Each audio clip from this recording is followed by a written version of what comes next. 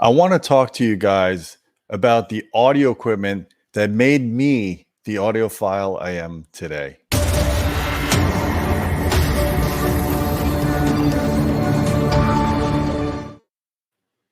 Hey folks, I'm Gene Delasalo with Audioholics.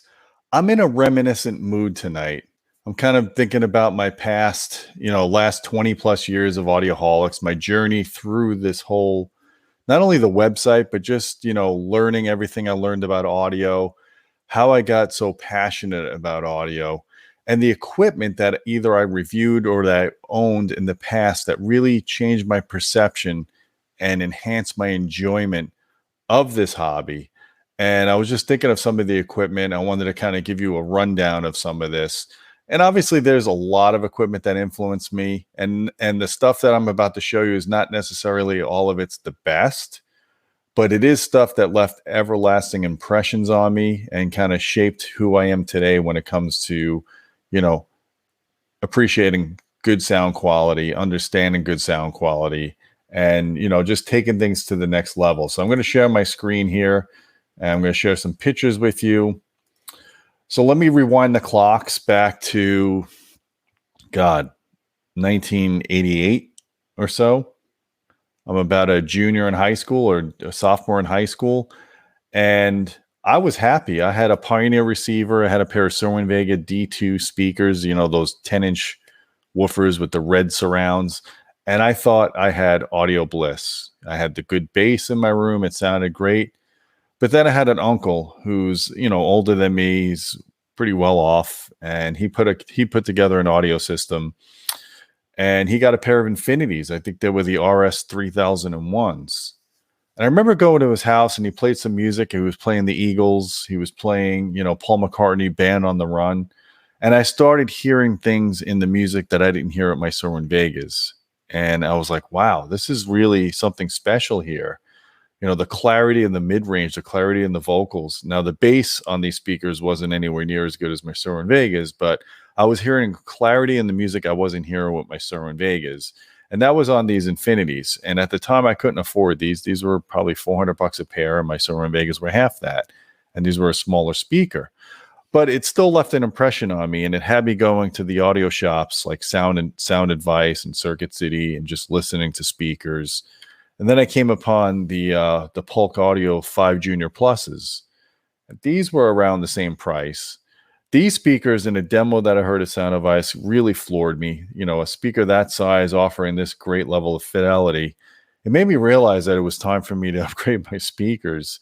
And, I was about 15 years old at the time. I basically worked an entire summer at Publix, bagging groceries and doing the carts and cleaning bathrooms and whatever I could to scrounge up $300 or $400 so I could buy my first real pair of speakers. And it evidently wasn't a Polk or an Infinity. I wound up settling on a pair of JBL LX44s, which were the poor man's version of the L80T3s. But that was kind of what spurred my audiophile moment, my realization that I needed fidelity beyond just good bass. Well, fast forward to now I'm in college. My first year of college, I was fortunate to go work for a stereo shop in St. Petersburg called Cooper for Stereo. And I was primarily helping out, setting up the systems. I was doing some troubleshooting. I wound up doing some repair work on amplifiers and stuff because I was, starting to get into circuit design and I understood these kind of things better. Well, I asked the owner, I really want to know if I hear a difference in amplifiers. I've got a Pioneer 100 watt per channel receiver at home. It was the model VSX 4500S or something like that. And I thought, with my JBL speakers, it sounded great. And luckily, my Pioneer had preamp outputs, so I could bring this amplifier over and do a comparison. Now, this isn't the exact model. I don't remember the model at the time. All I remember was it was a 2-channel amp, 200 watts a channel from Rotel. Double the power, basically, of my Pioneer, at least on paper. So I hooked it up, and I was playing Steely Dan Asia on CD, and immediately my brother, who was in the other room, noticed there was a difference in bass that he was hearing in my system. And he came in and he started listening, and he's like, holy cow, dude, I never realized that your JBLs were this good. what we both listened and we both heard at the same time was there was so much better control in the bass. The bass was tighter, it was cleaner. We could crank it up and things sounded just so much better on this amplifier. And I kept it as long as I could. I kept it probably for a good 3 or 4 weeks until they asked for it back. I couldn't afford it. It was $1,000 amplifier and I was a poor college student. But it was one of those realization moments, the audiophile moments, like, wow, you can do better. Even though I got this receiver that looks good on paper, and I thought 100 watts was enough in my small room, here I was with a Rotel amplifier. I wasn't necessarily playing super loud, but it just had such much better tone control of the speaker, and there was just much better clarity in the speaker. And when I played music that could bring those details out, like Steely Dan stuff, or like foreplay, for example, jazz music, it really made a difference having good amplification.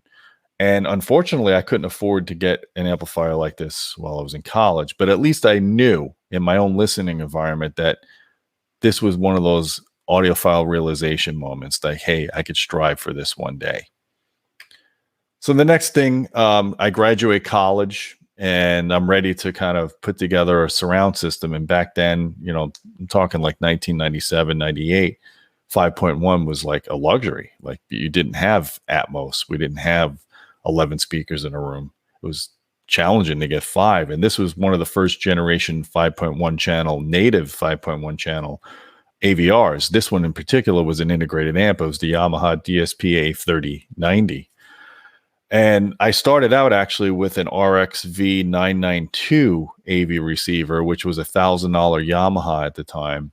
This was like a $2,500 integrated amp, and it was just, they were discontinuing it. So I had the opportunity to pick it up at about the same price as my 992. My brother also had a 992. We were always in competition with each other. So when I hooked this thing up and it was only rated at 80 watts a channel, just like the 992 was, again, I immediately noticed that everything sounded effortless. Like just the sound quality was so much better, especially when I put on like a jazz DSP mode. Now I know I make fun of the DSP stuff, but this one actually had the ability to separate the DSP from the main speakers. So you could still preserve the stereo image and you could put height channels. Believe it or not, Yamaha was the first to actually have height channels. And now this Oro format is using that kind of speaker configuration. So anyways, this integrated amp just had such an effortless sound to it. It just sounded so much better. And remind yourself now that I'm a about 23-year-old, just fresh out of college, perfect hearing. Like I could hear, you know, I could hear the power supplies in TVs. I could clearly hear up to 20 kilohertz. I had a very discerning ear back then, and just much better than I could hear now. I could still hear okay now, but I can't hear 20 kilohertz anymore. And nobody really my age can. In fact, if you ever had your hearing checked and you want to talk about your hearing acuity, please put some comments. I'd like to hear that down below in the video. So this was one of those other audiophile realization moments that I needed to do better than just a mass market receiver. And my brother heard this again, and he went out and he got the top of the line Onkyo. I think it was like the 919 or something, some monster AV receiver, which was unbelievable. Again, he was at a budget level that I wasn't because I just got out of college. He was working already. He's 7 years older than me. So Steven one-upped on me again and got the flagship Onkyo. But I loved this unit. This thing was just stellar. Listening to music, listening to like John Scofield records, which are kind of very ambient kind of jazz, experimental jazz. It sounds like you're in a jazz club when you put it on an actual DSP mode. That stuff was awesome. Listening to those kind of CDs in the DSP mode, if you turn the parameters down, was just a really neat effect. And it made me feel this immersion that I had never heard before. It was one of those moments, again, that I grew as an audiophile. So that lasted me a while until I upgraded to the DSP-A1, which was the next model up from this, which had 100 watts a channel and it did DTS. This one didn't even do DTS. I enjoyed the hell out of Yamaha products back then. Well, then I was fortunate to meet the owner at the time of Aragon and Acurus. His name was Tony Federici. him and I became very close friends. And this is just when I started Audioholics. Nobody even knew who Audioholics was. I talked to him. He was from Long Island. I'm from Long Island. We're both New Yorkers. We're both Italians. We really hit it off. And he's like, I want to drive down. Or actually, he flew down. He shipped me an Aragon soundstage processor, which was like $4,000. And he shipped me their massive 200 watt by 5 channel amplifier. Thing weighed like over 100 pounds. It was 2 feet deep. Insane, right? I was like, there's no way that I'm going to enjoy this more than what I'm doing with my Yamaha. Just no way, right? So we hook it up and we start listening to music, and I set it up in 5 channel, and they had a DSP mode. It was a very basic DSP. It was, I found out later, it was just based on the Hafler circuit, left minus right, right minus left to the surrounds. And I had another audiophile moment, like, wow, like the sound quality was just unbelievable listening to this setup here. And at the time, I upgraded my speakers again. I was getting into the RBH speakers. I had the 1266 SERs, which was the Status acoustic drivers in their 1266 cabinet. And I had their 1010 sub. So I had some really good speakers. This is years later. I was at the point now where my audio equipment was exceeding what my brother could do, because I started getting into this business and I started working deals just so I could really, the reason why I started Audioholics was just so I could find better deals and be able to afford the equipment I've always kind of thirsted for. So what really drew me to Separates was hearing this system and hearing how effortless and pure it was. Didn't have all the bells and whistles of the Yamaha. Didn't even have an on-screen display. The processor was buggy. In fact, I spent probably 6 months helping them debug it. And that's how I really got close with this company. And I'm talking about the Aragon before Klipsch bought and ruined the company. I'm talking about, when it was owned by the original owners. This was one of the best values in electronics and one of the biggest audiophile brands in America.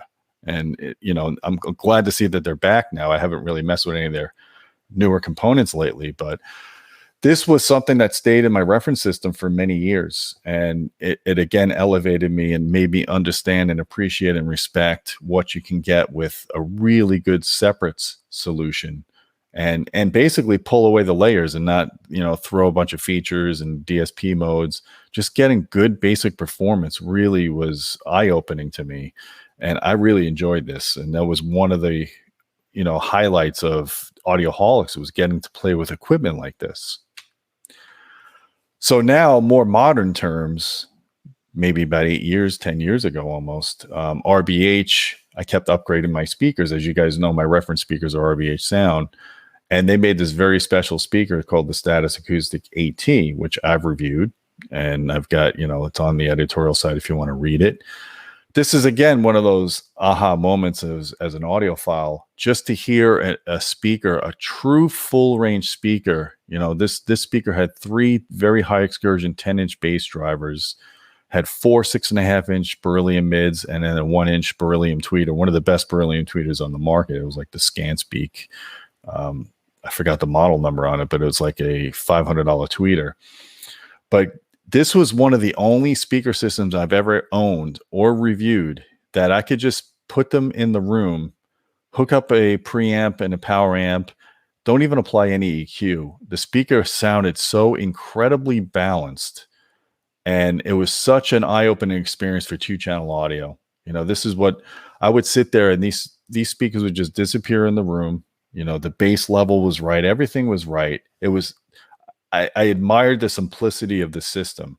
Now, I've got a newer version of their products called the SVTRS active speaker with FIR correction, and that's state of the art in every regard. And in many ways, that speaker is superior to this one. Certainly plays louder. Not that this had any problems playing loud, but that FIR stuff is really next level. And that's kind of the epitome of audio. When you get to that level and you have digital room correction like that and active crossovers. But I still really have a warm place in my heart for the speaker. This is one of the few speakers that I regret not having anymore and not being able to listen to on a daily basis, because I could sit down, turn the amplifier on, and put a record on and just literally melt away and not have to worry about if everything's calibrated. It was just one of those magical moments.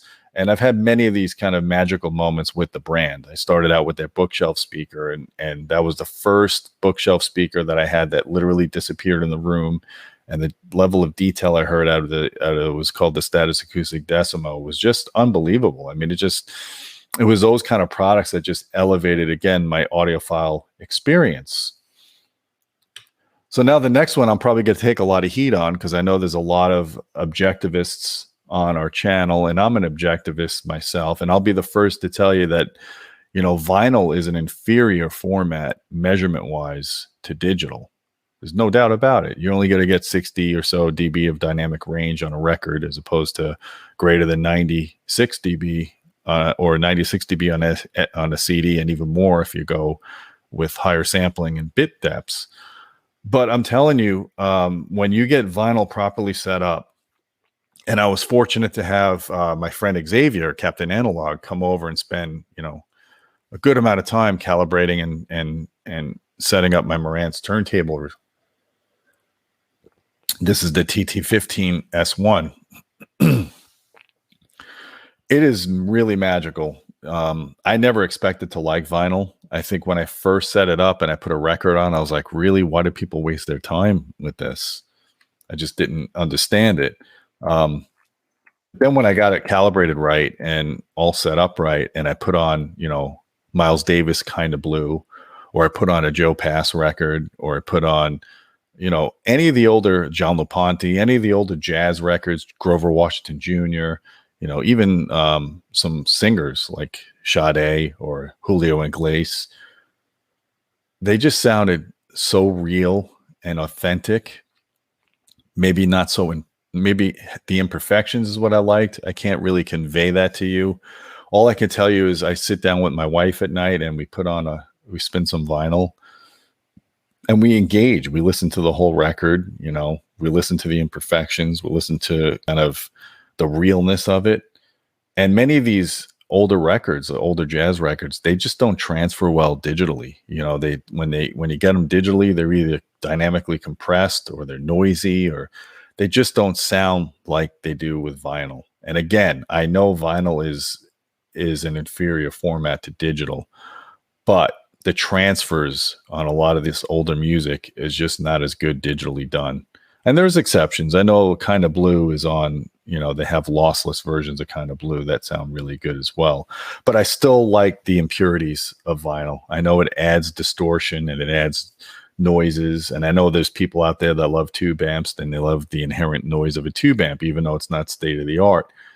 But this was one of those moments where it kind of expanded my horizon as an audiophile. And I'm not embarrassed to say or to use the word audiophile, because I apply it within reason. I apply it with science. I don't give into the dogma of cables and all the nonsense there.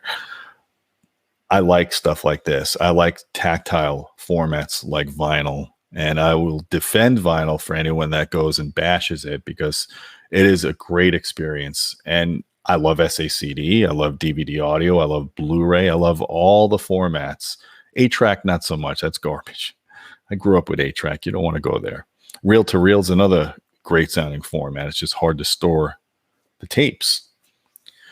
So that was another moment for me. And then, when I started thinking about the next product category that gave me one of those audiophile moments, I'd have to say it was the Focal Stellia headphones. I've had lots of headphones in the past. I've owned Sennheisers. The HD600s are fabulous headphones. I've owned RBH headphones. I've owned PSB headphones. I have Bose, which I really like the Bose noise canceling headphones for what they are. I've owned Bowers and Wilkins. I've owned probably dozens of headphones. But the Stellia is just really an incredible sounding headphone. And it's just, maybe it's the build quality, maybe it's the aesthetic of it that I'm lured to. But I do really enjoy listening to these headphones. It makes me kind of sit back and just focus on the music. And that's really what being an audiophile is all about. It's engaging with the music and not just listening to music as a distraction, but to actually focus on the music And these headphones really seem to engage with me, especially if I'm listening to binaural recordings. I just love it. If you get a chance to listen to Polk headphones, highly recommend it. So with that said, call me an audiophile, call me an audioholic. Maybe it's more of an audioholic because I do embrace the science of it. And I do understand that some of the things I like aren't necessarily the best.